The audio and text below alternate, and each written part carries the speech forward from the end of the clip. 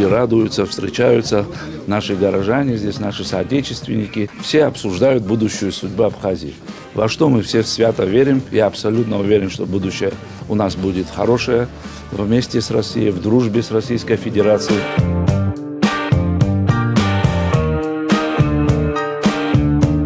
Жаль, конечно, что в Петербурге у нас не было такого участка, но мы приехали в Москву. Я думаю, программа у всех будет одна. Это экономическое развитие. Самое главное – это, конечно, укрепление дружбы между Абхазией и Россией.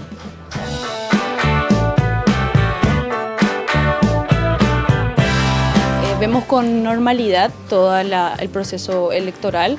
Hay mucha gente participando, votando.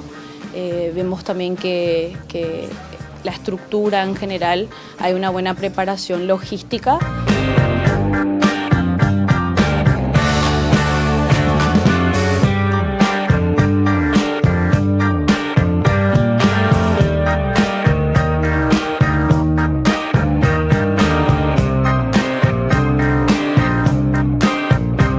Будущее Абхазии только связано с близкими, тесными интеграционными процессами с Россией.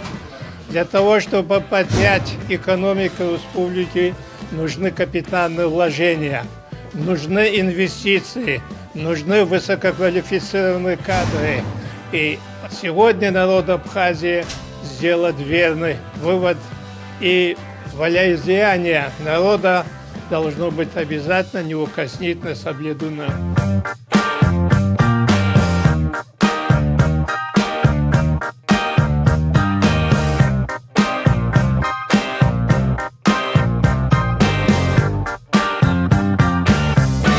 Были дебаты, были встречи с избирателями. Вот. Ну и вот сегодня мы вечером узнаем результат всей этой работы, которая продолжалась в течение последнего месяца в Абхазии.